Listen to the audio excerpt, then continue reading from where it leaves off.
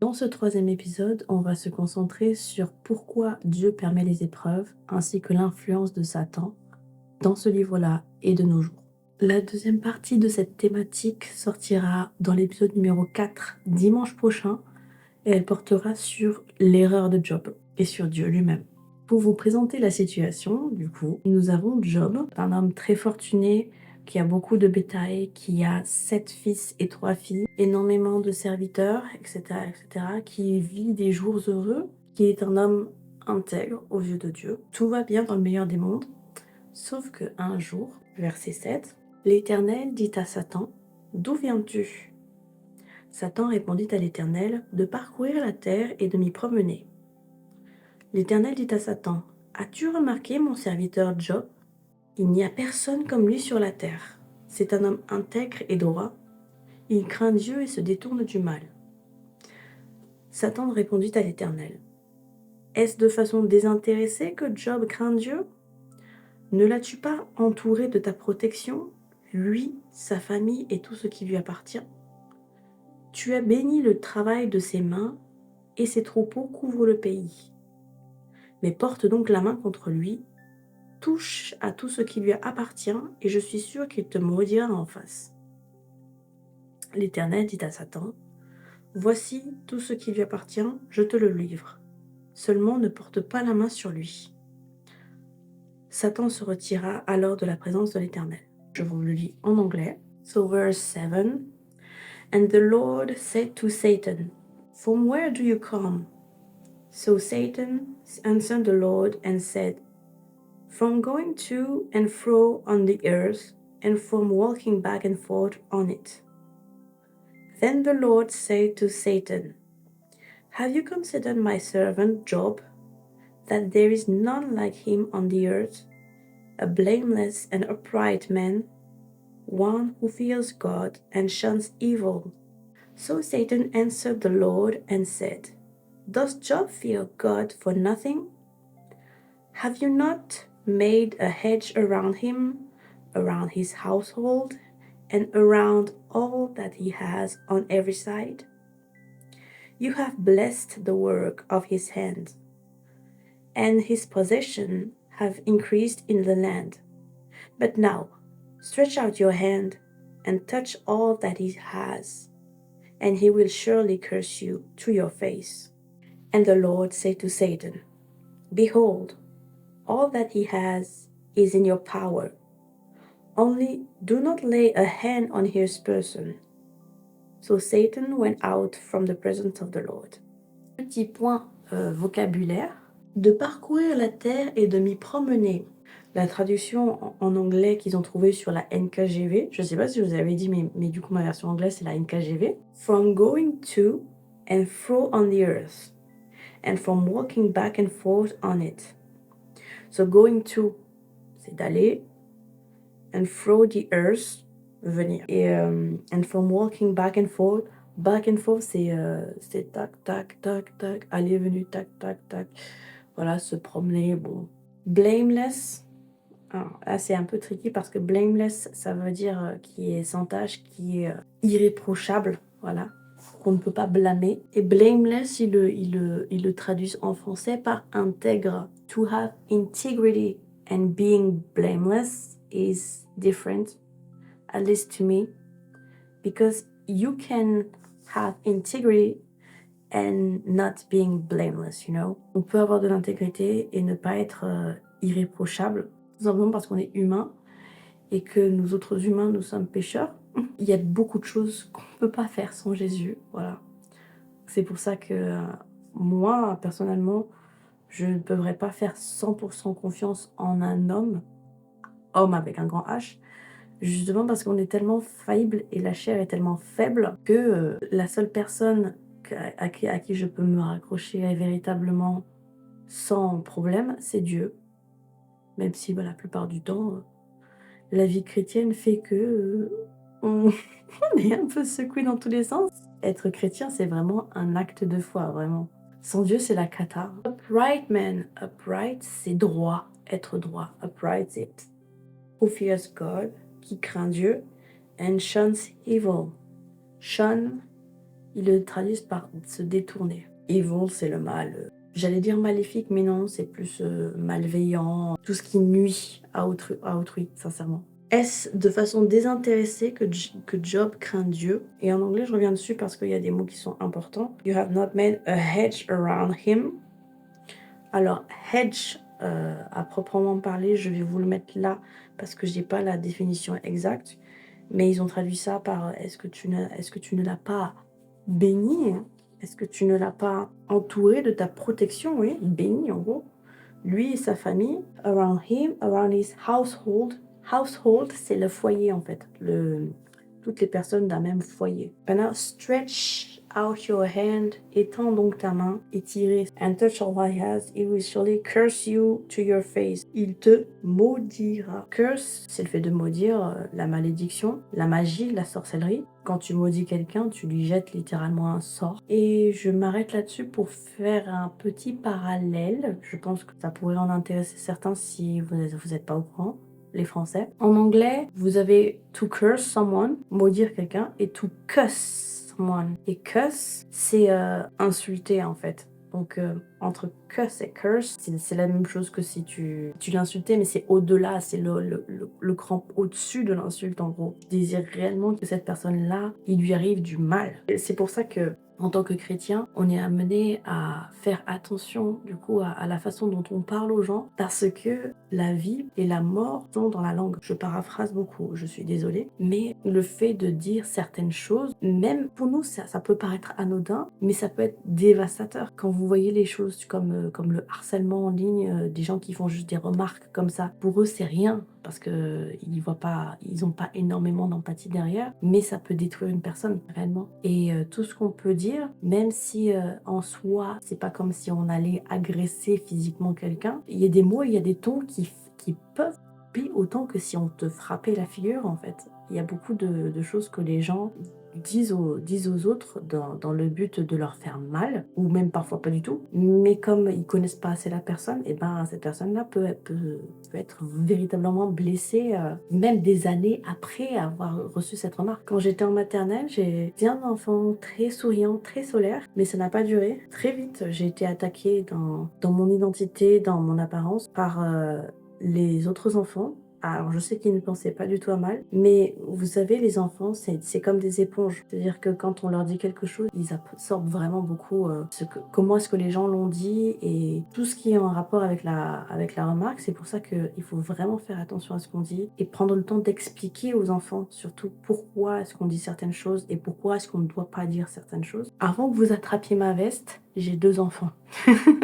Donc je peux vous dire en tant qu'enfant, dans ma propre enfance, je l'ai vécu. Mes enfants ont 4 ans et 1 an et à chaque fois que je leur dis certaines choses, quand je les éduque, quand je leur explique pourquoi il faut faire certaines choses et pourquoi est-ce que dans d'autres cas c'est méchant, pas qu'elles soient méchantes elles, mais que les propos sont méchants, sont vilains, je prends toujours le temps de leur expliquer parce que je sais que le moindre petit mot peut vraiment couper. On est vraiment dans la période où c'est là que ça se consolide le plus. Il faut savoir que je suis née dans les années 90. Dans l'école dans laquelle j'étais le seul enfant noir de l'école. Ce qui fait du coup que tous les regards étaient sur moi. Je n'étais pas la norme. Donc les enfants se posaient beaucoup de questions sur moi. Pourquoi est-ce que mes yeux étaient bridés? Pourquoi est-ce que mes cheveux étaient comme ça, etc. Et du coup, tout ce qui faisait que j'étais ce que je suis, j'ai commencé à le rejeter parce qu'on me rejetait moi. Parce qu'on traitait ça de bizarre, de pas normal, etc. etc. Et je me sentais presque honteuse d'être comme je suis. Et je cherchais du réconfort auprès de ma famille. Et je me souviens très bien que ma grand-mère paternelle m'avait dit, pendant que je préparais une fête de fin d'année, je vais porter un costume, être un peu maquillée. Bon, avoir 6 ans et être maquillée, c'est pas fou. Même si c'est juste pour un spectacle, mais bon, on s'entend. Je lui ai demandé si j'étais jolie, parce que moi je trouvais que c'était la première fois que je me mettais du maquillage, même si c'était pas moi. Elle m'avait dit que non, j'étais pas jolie, sans explication ni quoi que ce soit. Et pour elle, je sais maintenant qu'elle ne pensait pas à mal, mais pour moi ça m'a tellement coupée, parce que dans ma tête, quelqu'un qui est proche de moi et qui est censé être quelqu'un de réconfort, et là de me dire que aux yeux de mes grands-parents, je suis pas jolie, ça m'a tellement fait mal que ça m'a vraiment brisée, quoi. En tant qu'enfant, ça m'a vraiment brisée. C'est pour ça que j'ai accepté ce mensonge, en fait, jusque dans ma vie d'adulte. Ça a vraiment agi comme une porte d'entrée à l'ennemi sur qui je suis et sur mes relations avec les autres. Le fait que, en fait, je suis pas assez, vous voyez ce que je veux dire? Alors que Dieu dit que nous sommes d'incroyables et de magnifiques créatures. Je vous retrouve le verset. Mais c'est vrai que les mots peuvent agir vraiment comme des insultes, comme des blessures en fait. Ce qu'on dit a des répercussions sur le plan spirituel. C'est-à-dire que je peux ne pas penser aux conséquences et me mettre à dire du mal de quelqu'un, qui va se passer quelque chose sur le plan spirituel, qui va me plomber moi, parce que ça va se retourner contre moi, et qui va envoyer des choses se passer chez la personne sur qui je parlerai mal. C'est un exemple, hein. Ne le faites pas, c'est de la sorcellerie. Dieu a dit que nous devions prendre toutes nos pensées captives, de sorte à ce que elles nous amènent pas à pécher. Et du coup, ce qui se passe, pour revenir à notre histoire sur Job, ce qui se passe, c'est que suite à ce que Dieu a dit à Satan, Satan s'attaque à tout ce qui est à Job, à commencer par ses enfants, son troupeau, ses serviteurs. Des Sabéens se sont jetés sur eux et les ont enlevés. Ils ont tué les serviteurs à coups d'épée, et je suis le seul à avoir pu m'échapper pour en apporter la nouvelle. Et en anglais, When the Sabaeans raided them and took them away, indeed they have killed the servant with the edge of the sword, and I alone have escaped to tell you. Raided them. Pour les personnes qui jouent aux jeux vidéo, faire un raid, c'est se regrouper pour aller combattre quelque chose en particulier. Dans les jeux vidéo, c'est généralement des boss. Mais là, en l'occurrence, les Sabéens ont fait un raid contre le troupeau de Job et les servants de Job. With the edge of the sword. Edge. The edge, c'est la partie coupante de l'épée. The fire of God fell from heaven and burned up the sheep and the servant and consumed them, and I alone have escaped to tell you. C'est le verset suivant, au chapitre 16. En français, ils disent la foudre est tombée du ciel. La foudre, c'est pas une traduction exacte en anglais, parce que foudre en anglais, c'est lightning. Il parlait encore lorsqu'un autre messager arriva et dit les Chaldéens répartis en 3 bandes se sont précipités sur les chameaux et les ont enlevés. Ils ont tué les serviteurs à coups d'épée et je suis le seul à avoir pu m'échapper pour t'en apporter la nouvelle. Verse 17. While he was speaking, another also came and said, the Chaldeans formed 3 bands, raided the camels, and took them away. Yes, and killed the servant with the edge of the sword, and I alone have escaped to tell you. Camel, chameau, 4 serviteurs qui viennent voir Job pour lui dire qu'il y a des calamités qui se sont passées et qu'il avait quasiment tout perdu, ni richesse, ni serviteurs. Ses enfants sont morts, écrasés. Donc, vous pouvez imaginer dans quel état il est. Il déchire ses vêtements et il pleure, mais il ne maudit pas Dieu. Ensuite, qu'est-ce qui se passe? Il y a un deuxième meeting, une deuxième rencontre entre les anges, Dieu et Satan. Dieu demande la même chose à Satan, mais lui dit, tu m'excites à le perdre sans raison. L'Éternel dit à Satan, as-tu remarqué mon serviteur Job? Il n'y a personne comme lui sur la terre. C'est un homme intègre et droit, il craint Dieu et se détourne du mal. Il persévère dans son intégrité et c'est sans raison que tu m'incites à le perdre. Satan dit à l'Éternel, peau contre peau, tout ce qu'un homme possède, il est prêt à l'échanger contre sa vie. Mais porte donc la main contre lui, touche à ses os et sa chair et je suis sûr qu'il te maudira en face. L'Éternel dit à Satan, le voici, je te le livre, seulement épargne sa vie. Je vous demande de retenir ça pour la deuxième partie qui arrivera la semaine prochaine, parce que ça va être très important par la suite. Chapter 2, verse 3 to 6. Then the Lord said to Satan, have you considered my servant Job, that there is none like him on the earth, a blameless and upright man, one who fears God and shuns evil? And still he holds fast to his integrity, although you incite me against him to destroy him without cause. So Satan answered the Lord and said, skin for skin. Yes, all that a man has, he will give for his life. But stretch out your hand now and touch his bone and his flesh, and he will surely curse you to your face. And the Lord said to Satan, behold, he is in your hand, but spare his life. Donc, encore une fois, Satan vient attaquer Job et le frappe d'un ulcère tellement violent de la tête aux pieds que il est obligé de s'asseoir sur un tesson et de se gratter. Je ne sais pas si vous avez déjà vu ce que c'était qu'un ulcère. J'ai eu la bonne idée de regarder sur Google. Ne faites jamais ça, vraiment, c'est... J'ai mal pour lui, très honnêtement. Donc au verset 7, il dit « Puis il frappa Job d'un ulcère purulent, donc en plus avec du pu, jusqu'au sommet, depuis la plante des pieds jusqu'au sommet du crâne. Job prit un tesson pour se gratter et il s'assit sur de la cendre. » En anglais, ils traduisent ça par boils. Boils from the sole of his foot to the crown of his head. Alors je sais qu'on peut avoir des ulcères partout sur le corps, sur la surface du corps, mais aussi à l'intérieur du corps. J'ai appris récemment que le fait d'avoir des aftes dans la bouche, c'est un ulcère buccal. Ça fait mal, ça fait très mal. Alors imaginez simplement sur tout le corps. Imaginez seulement. And he took for instance a potsherd, les morceaux de verre. Quand vous avez une bouteille de vin par exemple, que vous la cassez, ça fait un tesson. He took for instance a potsherd with which he scraped himself while he sat in the midst of the ashes. On n'imagine même pas la douleur que ça doit être. Et en plus de ça, sa femme n'arrange rien par derrière parce qu'elle lui dit, donc je suis en anglais, je vais le faire en anglais. Then his wife, verse 9, then his wife said to him, "Do you still hold fast to your integrity? Curse God and die." But he said to her, "You speak as one of the foolish women speaks. Shall we indeed accept good from God? And shall we not accept adversity?" In all this, Job did not sin with his lips. Et je vais le lire en français, du coup. Sa femme, au verset 9, sa femme lui dit, « Tu persévères dans ton intégrité. Maudis donc Dieu et meurs. » Mais Job lui répondit, « Tu tiens le langage d'une folle.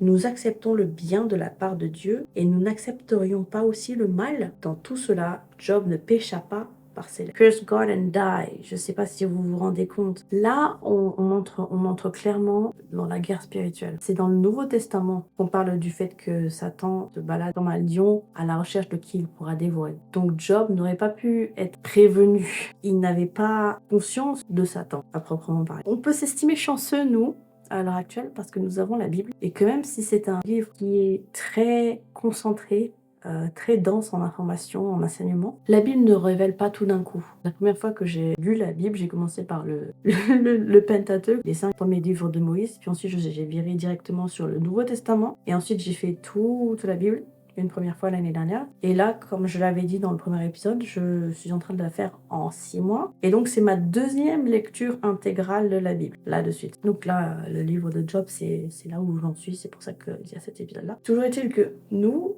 on a cette chance-là, et même si la Bible est dense en informations, etc., on sait du coup que Satan est à la recherche de qui il pourra dévorer. Mais comme nous sommes à la fois corps, chair et esprit, dans le Nouveau Testament, il est dit que la chair est faible. C'est Paul qui disait que, pardonnez la paraphrase, je ne vais faire que ça, puisque je ne connais pas mes versets par cœur. Ma chair veut faire ce que mon esprit ne souhaite pas, et mon esprit veut faire ce que ma chair ne souhaite pas, ce qui fait que c'est constamment un combat entre les deux, et qu'il est nécessaire du coup de crucifier sa chair pour pouvoir suivre Jésus, pour pouvoir progresser dans la sanctification. Et du coup, il n'y a pas meilleure chose pour faire ça que de rester proche de la parole de Dieu. Malheureusement, c'est mon opinion personnelle, je trouve que c'est un fléau à l'heure actuelle dans le corps du Christ, qu'il y ait énormément de chrétiens, énormément de frères et sœurs qui soient complètement détachés de la Bible et qui du coup oublient ce que Jésus et ce que Dieu ont dit. Je pourrais vous citer beaucoup d'exemples, mais je pense que ça, la vidéo ferait 1 heure. Oui, j'ai remarqué qu'il y avait pas mal de frères et sœurs qui ne lisaient plus la Bible et qui du coup avaient cédé aux mensonges de l'ennemi. Je sais que ça va pas vous plaire, ce que je vais vous dire. Tout ce qui se passe en Amérique concernant les nouvelles églises LGBTQ+, est-ce que j'ai vraiment besoin de faire un commentaire là-dessus? Et le fait qu'il y ait des chrétiens qui soient en mode supporter pour ces églises, quand tu as lu la parole de Dieu, de bout en bout, tu as quand même les graines qui se sont plantées en toi. Ça a dû changer quelque chose en toi. Et aussi un deuxième fléau que j'ai remarqué, c'est qu'on ne parle pas assez de la repentance. Et loin de moi l'idée de dire qu'on devrait tous être parfaits, blancs comme neige, parce que ce n'est pas possible. Il n'y a qu'une seule personne qui est parfaite, c'est Jésus, qui n'a jamais péché de sa vie, et c'est lui qui nous a rachetés à la croix. Mais ce n'est pas une raison, d'ailleurs Paul nous le dit encore dans le Nouveau Testament, ce n'est pas une raison pour persévérer volontairement dans le péché, et qu'il faut dans tous les cas se tourner vers Dieu, se tourner vers Jésus, pour pouvoir progresser dans la sanctification. Et j'ai remarqué que du coup, quand les gens ne lisent pas leur Bible régulièrement, et moi aussi je le remarque aussi dans ma propre vie, que lorsque je ne lis pas ma Bible, lorsque je n'écoute pas ma Bible audio pendant quelques jours, je me sentais un peu, pas mal à l'aise, mais comme s'il me manquait quelque chose, tu vois ce que je veux dire. Et je me rends compte du coup qu'à chaque fois que je lis ma Bible, il y a des choses que j'ai lues, que je n'avais peut-être pas comprises, mais que du coup pendant cette deuxième lecture, je comprends davantage. Saint-Esprit me révèle des choses sur ce passage que j'avais déjà lu, mais dont je n'avais pas saisi la signification véritable. Et c'est pas un mal. Il faut continuer de la lire, continuer de prier pour avoir l'aide du Saint-Esprit, l'aide de l'Esprit de Dieu, pour pouvoir comprendre de quoi il s'agit. Parce que c'est vrai que quand j'ai des discussions sur certains passages de la Bible avec d'autres chrétiens en ligne, ils ne le comprennent pas comme moi je l'ai compris la seconde fois, et du coup on peut pas trop se comprendre malgré le fait qu'on soit tous dans le corps du Christ. Mais bon, c'est pas très grave, mais c'est pour ça que honnêtement je comprends pas moi non plus comment est-ce que certaines personnes peuvent juste prendre un passage de la Bible sans avoir lu les chapitres juste avant pour avoir le contexte global. Du coup ils vont l'appliquer, mais ils n'auront pas vraiment toutes les nuances, toutes les circonstances, vous voyez ce que je veux dire. Typiquement, si vous prenez le livre de Job comme ça, sans avoir lu les précédents chapitres de Adam et Ève jusqu'à Esdras, qui est le livre juste avant le livre de Job, vous n'allez pas comprendre pourquoi Job dit ces choses-là et pourquoi ça pose problème. Donc encore une fois, ça tisse beaucoup ce que je vais dire pendant l'épisode numéro 4. Mais je trouve que c'est important d'en parler parce que la Bible, c'est la parole de Dieu. Et quand tu sais que nous, en tant qu'humains, on oublie facilement, ne serait-ce que ce qu'on a mangé la veille pour certaines personnes, tu te dis, mais en fait, tu peux lire des passages de la Bible ça et là, un jour, mais comme tu ne lis pas de façon régulière la Bible, tu la prends que par morceaux comme ça t'arrange, ou même tu pioches un passage de la Bible pour essayer de comprendre ce qui est dit, tu ne comprends pas pourquoi Dieu agit comme ça. Moi, ce qui me frappe dans l'Ancien Testament, c'est à quel point les hommes oublient vite ce que Dieu a fait pour eux et pourquoi il l'a fait. Pourquoi est-ce qu'ils meurent de leur péché, dans leur péché. Même les rois qui ne lisent pas du coup les livres et les annales, les chroniques de leurs prédécesseurs et ce que Dieu a fait pendant le règne de leurs prédécesseurs, aux rois et au peuple, et qui lorsqu'ils découvrent ce que Dieu a fait pour eux et pourquoi est-ce qu'ils sont dans une guerre spirituelle, pourquoi est-ce qu'ils souffrent autant, pourquoi est-ce que Dieu utilise leurs ennemis pour les punir, et ces rois déchirent leurs vêtements parce qu'ils se disent ah mais en fait on a oublié, on a fait tout le contraire que ce que Dieu voulait, et voilà, nous autres humains, on oublie trop facilement, et du coup on devient des proies faciles pour l'ennemi, vraiment très faciles. Et je dis pas, c'est compliqué, on a tous nos vies, on a tous nos difficultés, c'est pas une condamnation ce que je suis en train de vous dire, j'essaie vraiment de faire en sorte de vous dire, de lire plus la Bible, parce que certes, pour certaines personnes qui tombent sur cet épisode-là, vous savez, normalement, si vous avez cliqué, c'est que vous avez déjà lu ces passages-là, vous avez déjà lu une bonne partie de la Bible et que du coup vous voulez aller plus loin dans le bilinguisme. Et franchement, je remercie Dieu pour m'avoir permis de faire cette série, pour m'avoir instillé le besoin de faire cette série-là. C'est giga important, les mots sont importants, il y a énormément de choses qui sont importantes. Et je me rends compte, moi aussi, que ça me fait progresser encore plus que si j'avais lu juste pour moi, sans vous décoder dans les deux langues ce que ça veut dire. J'ai l'impression que c'est une étude biblique encore plus précise et du coup raffermie de fou dans la foi. Pour en revenir à l'ennemi, du coup, il y a beaucoup de choses qu'il peut nous instiller comme pensée à propos de nous, à propos des autres, qui sont capables de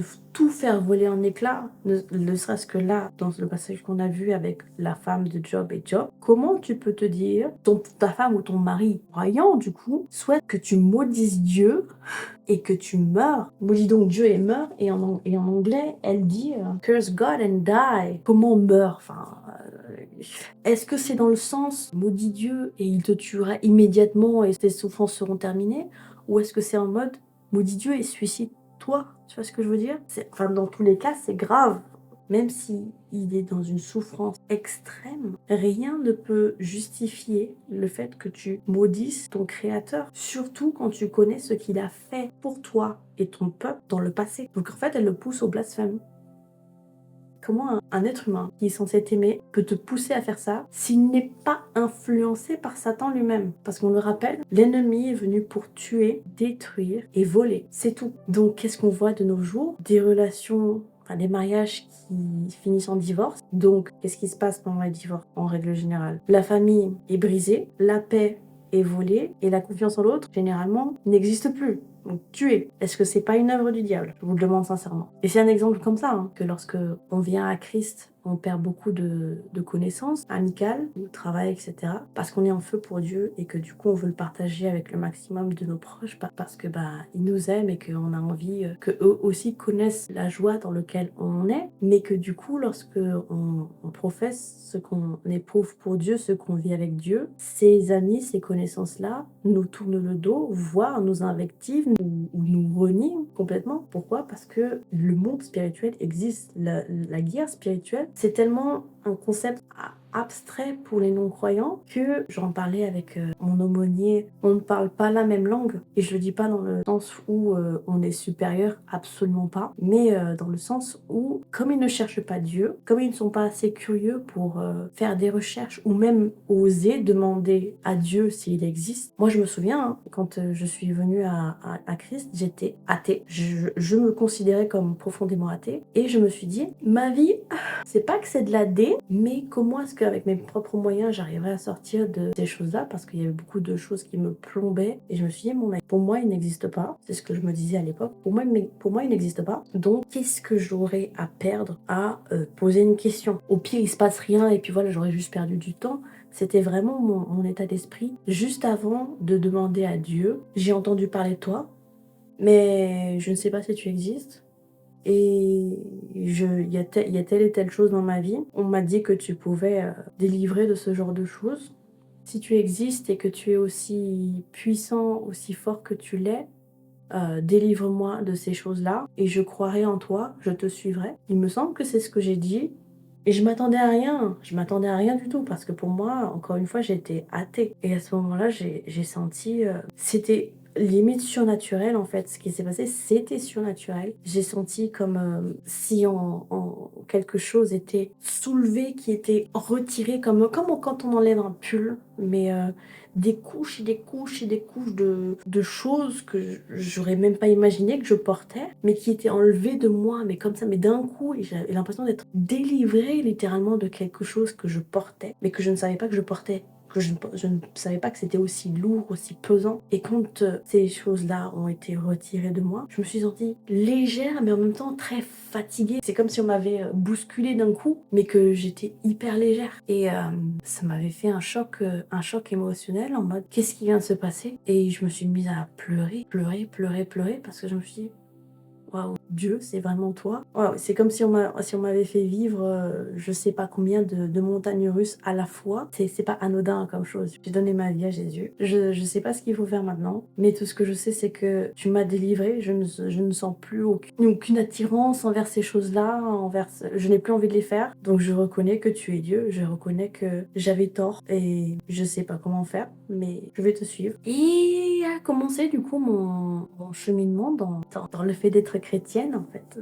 Vraiment, je m'attendais à rien et comme ça, il a tellement exaucé sur le coup que c'était fou, c'était fou. Beaucoup de non-croyants pensent que c'est juste des billets ou je sais pas trop quoi, mais il faut vraiment le vivre pour comprendre l'effet que ça fait et comprendre à quel point ça te retourne complètement sa vie. Ça te fait un 180 degrés et tu peux pas le nier parce que c'est définitif en fait. Ces choses-là ne reviendront pas à moins que tu replonges volontairement dedans et dans ce cas ce sera pire qu'avant. Tout ça pour dire que le monde spirituel est réel. Il se passe des choses qu'on ne peut pas voir à l'œil nu, à l'œil d'un humain, mais quand on déclare des choses positives ou négatives, il se passe quelque chose dans le monde spirituel.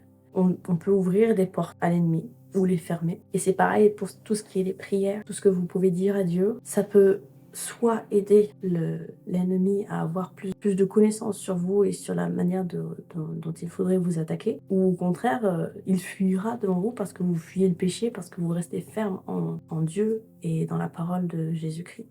Et c'est pour ça que c'est super, vraiment super important de le lire.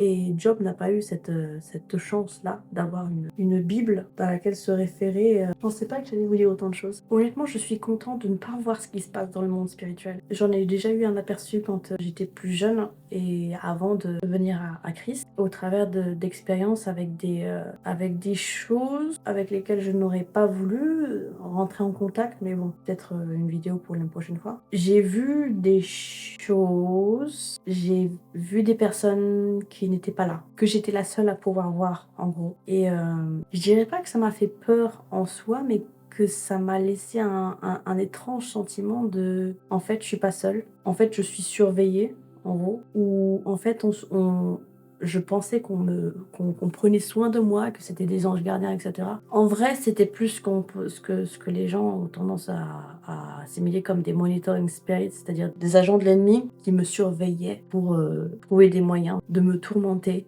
psychologiquement, de faire en sorte que je sois ouverte à tout ce qui était attaque spirituelle du style paranoïa, rancune, colère, dépression, idées suicidaires, et que des trucs comme ça, des trucs qui allaient nécessairement précipiter ma fin, si vous voyez ce que je veux dire. Et c'était pas Jojo, hein.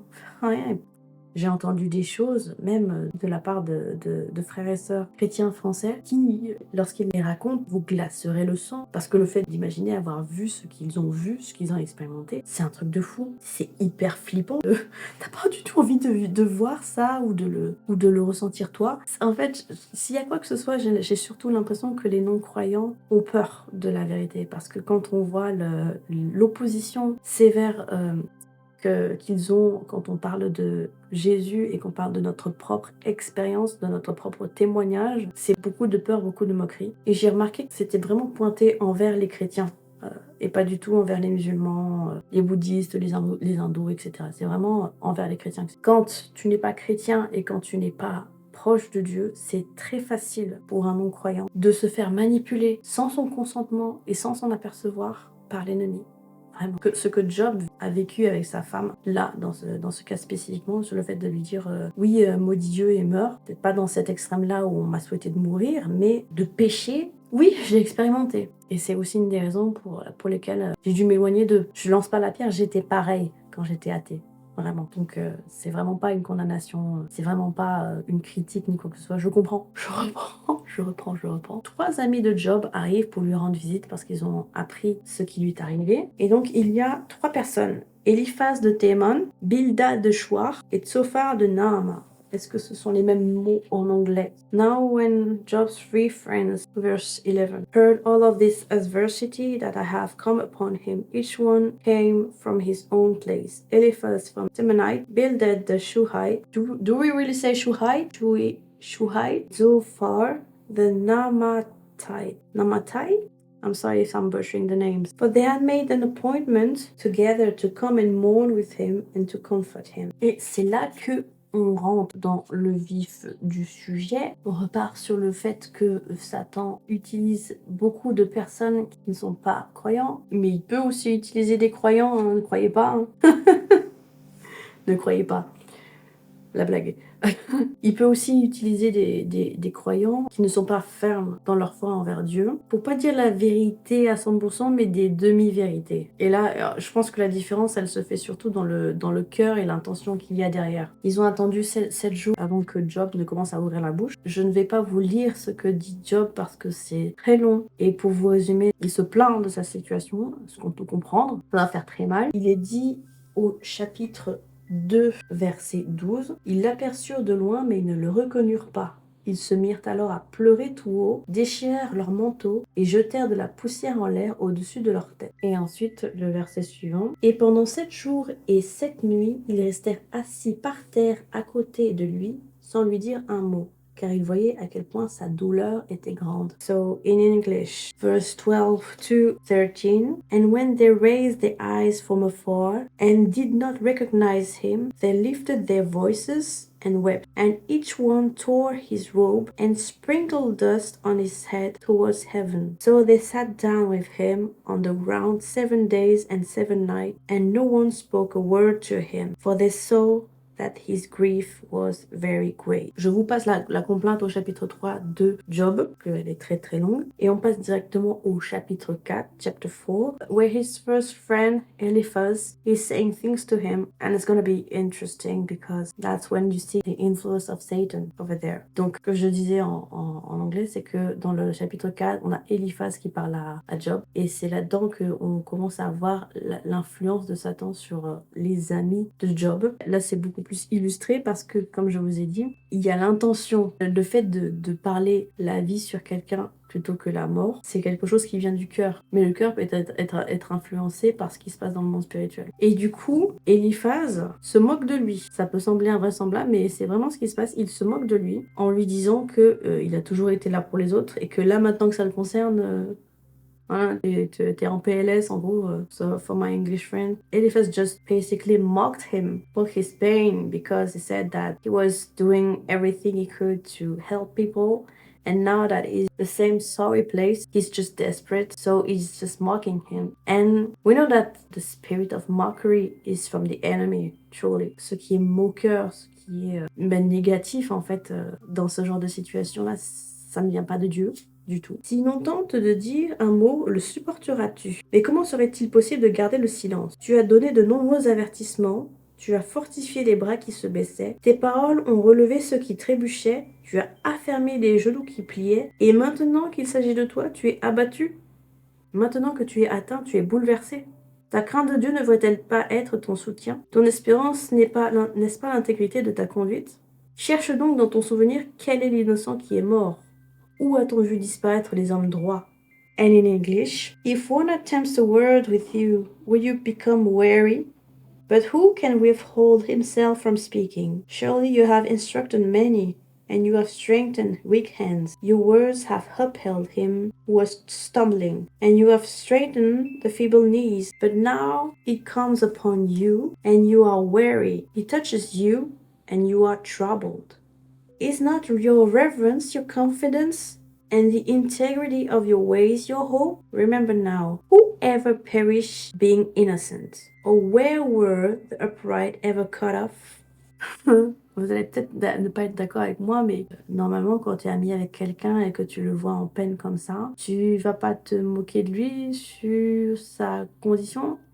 C'est un peu comme s'il le traitait d'hypocrite en lui disant t'es pas capable d'appliquer à toi-même ce que tu fais pour les autres, donc où est ton espérance? En gros, est-ce que c'est du vent? Ce qui me fait dire du coup que c'est Satan qui le manipule, c'est ce qui arrive juste après. Une parole est arrivée furtivement jusqu'à moi et mon oreille en a perçu les sons légers. Au moment où les pensées sont agitées par les visions de la nuit, quand un sommeil profond tombe sur les hommes, j'ai été saisi de frayeur et d'épouvante et tous mes os ont tremblé. Un esprit est passé près de mon visage, tous les poils de mon corps se sont hérissés. Quelqu'un se tenait là, je ne le reconnaissais pas. Une silhouette était devant mes yeux. Il y a d'abord eu un silence, puis j'ai entendu une voix. L'homme pourrait-il être juste devant Dieu? Pourrait-il être pur devant celui qui l'a fait? Si Dieu ne peut faire confiance à ses serviteurs, s'il trouve des défauts chez ses anges, ce sera d'autant plus le cas pour ceux qui habitent dans des maisons d'argile, aux fondations posées dans la poussière, qui peuvent être écrasés plus vite qu'une mythe. Il suffit d'une journée pour les briser. Ils disparaissent définitivement et personne n'y prête attention. Le cordage de leur vie est coupé. Ils meurent sans avoir acquis la sagesse. So, in English, now a word has secretly brought to me, and my ear received a whisper of it. In disquieting thoughts of the vision of the night, when deep sleep falls on man, fear came upon me, and trembling which made all my bones shake. Then a spirit passed before my face. The hair of my body stood up. It stood still, and I could not discern its appearance. A form was before my eyes, there was a silence. Then I heard a voice saying, "Can a mortal be more righteous than God? Can a man be more pure than his maker? If he puts no trust in his servants, if he charges his angels with error, how much more those who dwell in house of clay, whose foundation is in the dust, who are crushed before a moth. They are broken in pieces from morning till evening. They perish forever with no one regarding. Does not their own excellence go away? They die even without wisdom.